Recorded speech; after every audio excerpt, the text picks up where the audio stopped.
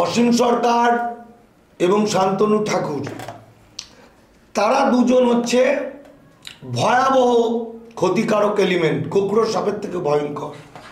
কিন্তু তার বাড়ির লোকেরা তো নয়, তার ছেলে, তার মেয়ে, তার বাড়ি, তারা তো নয়।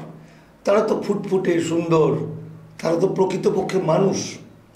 কিন্তু এরা দুজন মানুষ নয়, এরা নরখাদক, এরা পশু, এদের মধ্যে মানুষের কিচ্ছু নেই। যে কারণে আজও তারা মিথ্যা করে বলছে যে সিএতে আবেদন করুন, আবেদন করলেই নাগরিকত্ব পেয়ে যাবেন।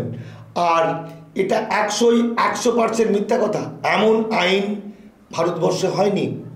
এই আইনে বলেছে 2014 সালের 31শে ডিসেম্বরের আগে, খুব ভালো করে শুনুন, বাংলাদেশ, পাকিস্তান, আফগানিস্তান থেকে হিন্দু, বৌদ্ধ, খ্রিস্টান, জৈন, পার্সি, শিখ যারা 2014 31শে ডিসেম্বরের আগে পাসপোর্ট অ্যাক্ট বা ফরেন অ্যাক্টে ছাড় পেয়েছে, তারা ইল্লিগাল নয়। 2003-এ বলেছিল 1948 সালের 19শে জুলাইয়ের পরে যারা এসে সিটিজেনশিপ সার্টিফিকেট পায়নি তারা ইল্লিগাল মাইগ্রেন্ট। আর এটাই বলেছে 2014-র আগে, 31শে ডিসেম্বরের আগে 2014 যারা পাসপোর্ট অ্যাক্ট ফরেন অ্যাক্টে ছাড় পেয়েছে তারা ইল্লিগাল নয়। তাহলে 2014 সাল চলে গেছে, আপনারা কেউ পাসপোর্ট অ্যাক্ট ফরেন অ্যাক্টে আবেদন করেননি, আপনারা কেউ ছাড় পাননি। ছাড় পেলে আপনার কাছে একটা ডকুমেন্ট থাকতো, তাহলে ডকুমেন্ট নেই। আপনাদের ছাড় পেলে কেউ আধার কার্ড বাতিল হতো না। 2014-র আগের লোকেরা যদি ছাড় পেত তাহলে ওই গুসকরার দুলাল চন্দ্র শীল এবং তার স্ত্রী স্বপ্না শীল তারা বেনাগরিক হয়ে জেলে চলে যেত না, বাড়িঘর শেষ হয়ে যেত না, কারণ তারা পাসপোর্ট ভিসা নিয়েই এসেছিল আজ থেকে 30 বছর আগে। তো যাই হোক, এই যে বইটা আমি আবার শুনিয়ে দিই, provided that any person belonging to Hindu, Sikh, Bauddha, Jaina, Parsi or Christian community from Afghanistan, Bangladesh, Pakistan who enter into India on before 31st December 2014, মানে 2014-র মধ্যে 3টে ধর্মের দেশের 6টা ধর্মের মানুষ যারা এসেছে, এখানে কিন্তু কোনো দাঁড়ি নেই।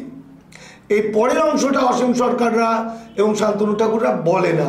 পরের অংশটা হচ্ছে এসেছে and who has been exempted by the Passport Act 1920 on from the application of the provision of the Foreigners Act 1946 or any rule or order made thereunder shall not be treated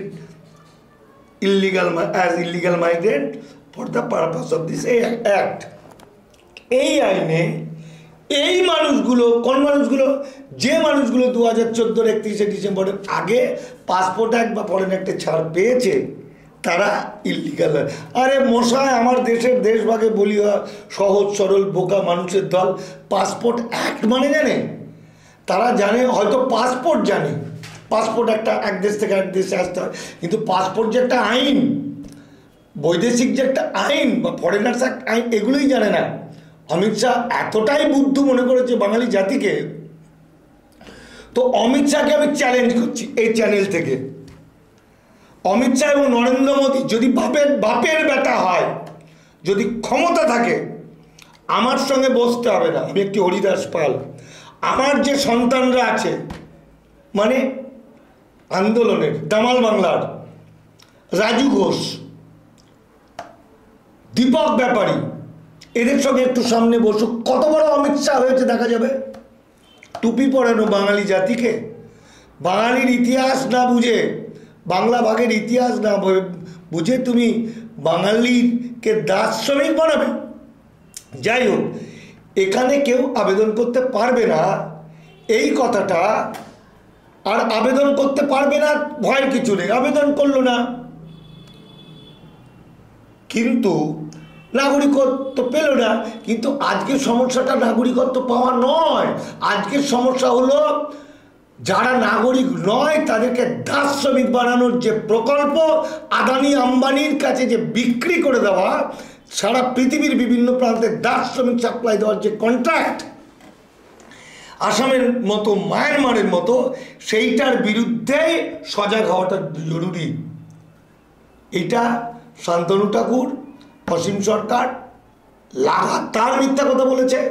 আমি ব্যক্তিগতভাবে শান্তনুকে বুঝিয়েছি, শান্তনু পুরো বুঝে গেছে। অসীম সরকারকে বারবার বুঝিয়েছি, সে আমাকে নিয়মিত ফোন করে। কিন্তু যে কোনো কারণে হতে পারে বিজেপি তাকে ঘিরে ধরেছে, খুন করে দেবে। তো আরে খ্যাপা, তোর নিজের জাতি ধ্বংস হয়ে যাবে, তোর স্ত্রী পুত্র কন্যা ধ্বংস হয়ে যাবে, আত্মীয় স্বজন ধ্বংস হয়ে যাবে, তোর নিজের জীবনটাই বড় হলো। অসীম সরকার, শান্তনু ঠাকুর লজ্জাও করে না। হরিগুরুচাঁদ ঠাকুরের বংশধর ভাবতে লজ্জা করছে। তোর মুখে থুতো দি তুই শান্তনু ঠাকুর।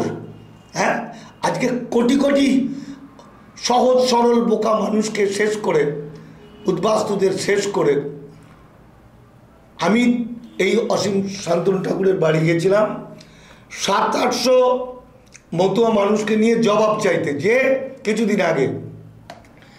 তখন আমাদের ভোট ফর ইন্ডিয়া বলে একটা সংগঠন ছিল, ইউনাইটেড ফোরাম আর ভোট ফর ইন্ডিয়া।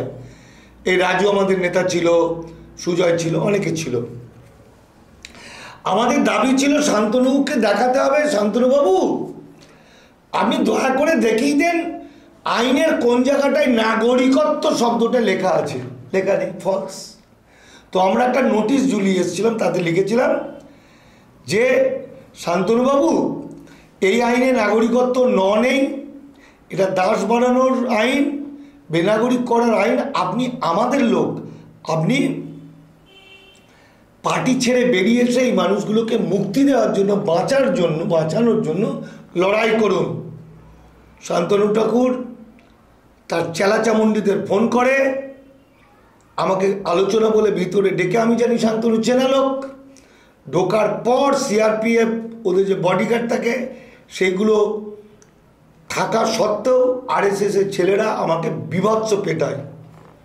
আচ্ছা, পেটালো তো, যারা পেটালো তারা তো ডিটেনশন ক্যাম্পে থাকবে কদিন পরে। আমি হসপিটালে গেলাম। আরে ভাই, যে মানুষ বা যারা বাঙালি জাতিকে, বাংলাকে বাঁচানোর জন্য নিজেদের প্রাণটা পর্যন্ত বাজি রেখেছে, তাদেরকে তুমি পিটিয়ে হসপিটালে ভর্তি করে দিয়ে ভয় দেখাবে না। আমি হসপিটালে ভর্তি হয়েছিলাম, সেই খবর ছড়িয়ে পড়েছিল, অনেকে একটু একটু করে জানতে পেরেছিল বিষয়টা, তাহলে কিছু একটা বটে।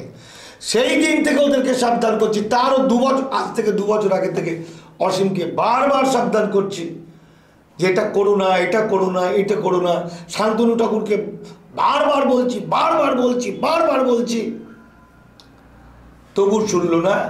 ফলে এখন জনগণের স্বার্থে শান্তনু ঠাকুরের বাড়ির মা বোনদের আমি ক্ষমা চেয়ে বলছি। অসীম সরকারের স্ত্রী আমার বোনের মতো, তার ছেলে আমার বাচ্চা ছেলের মতো। আমি জোরহাত করে ক্ষমা চেয়ে বলছি, অসীম সরকার এবং শান্তনু ঠাকুর উদ্বাস্তুদের জন্য যা করলো, যত বড় ক্ষতি করলো, যারা আবেদন করলো তারাই শেষ।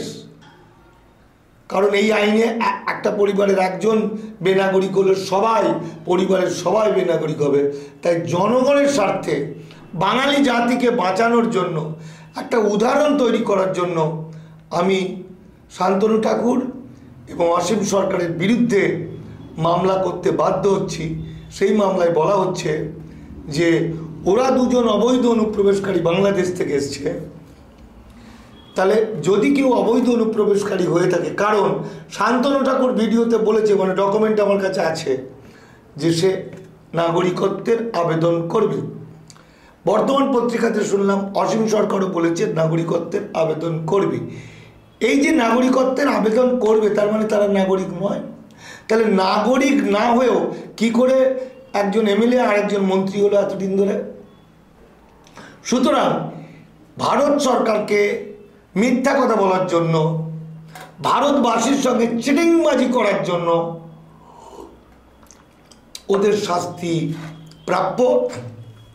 ওই দুজনের বিরুদ্ধে আমি মানিক ফকির, মানে আমাদের অর্গানাইজেশন দামাল বাংলা দলিত আদিবাসী মাইনরিটি আন্দোলন লীগ, আগামীকাল এফআইআর করছি, মামলা করছি। ঠিক যেভাবে আলো রানী সরকার নামে আমাদের এক বোন, প্রিয় বোন, অত্যন্ত ভালো মানুষ, তাকে ইল্লিগাল মাইগ্রেন্ট বলে যেভাবে তাকে ফাঁসিয়ে দিয়েছে বিজেপি নেতা স্বপন মজুমদার। এতদিন আমি কারো বিরুদ্ধে মামলা করিনি, কারণ আপনারা দোষী, আপনারা সমাজের কলঙ্ক, কিন্তু আপনার পরিবারটা তো কলঙ্ক নয়। কিন্তু মায়ের তো বলি লাগে, মায়ের চরণে বলি লাগে।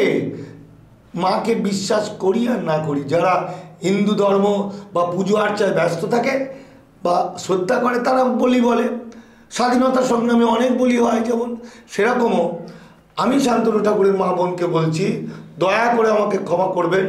অসীম সরকারের ছেলেকে, বউকে, স্ত্রীকে বলছি যে এই প্রচুর উদ্বাস্তুকে বাঁচাতে, কারণ অসীম সরকার এবং শান্তনু দুটো এমন ফিগার,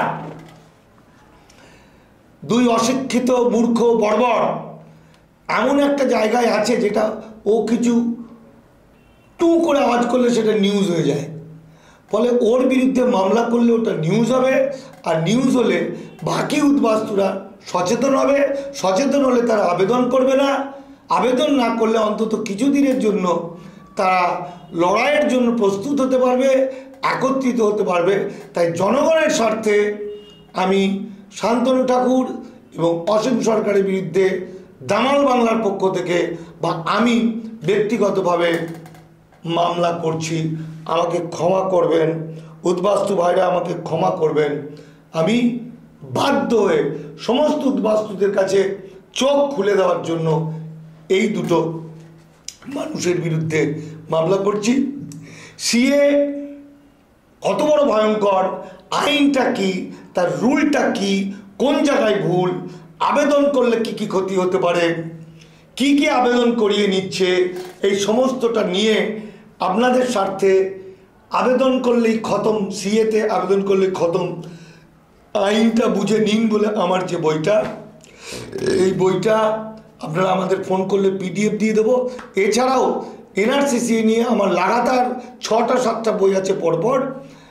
একটা বই থেকে যতটা বুঝতে না পারবেন সবটা একসঙ্গে হলে ক্লিয়ার হয়ে যাবেন।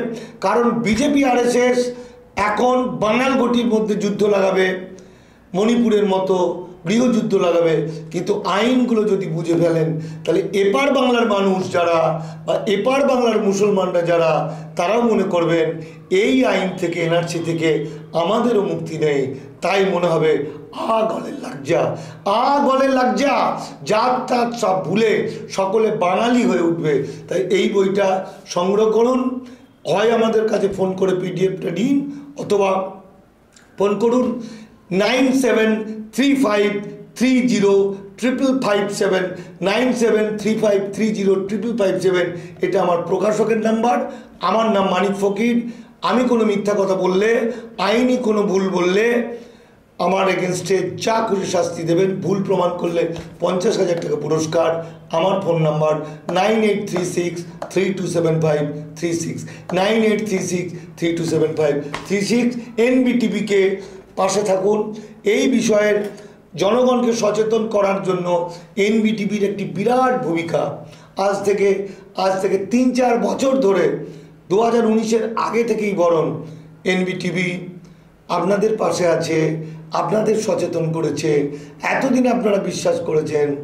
আজকে মনে রাখুন, এই চ্যানেল যে আপনাকে বাঁচার আশা আগে থেকে জানাচ্ছিল, আজও জানাচ্ছে। ভয় পাবেন না, আতঙ্কিত হবেন না, লড়তে হবে। আমরা বাঙালি, বাঙালিদের বাংলা এবং বাঙালি জাতির জয় হবে। নমস্কার।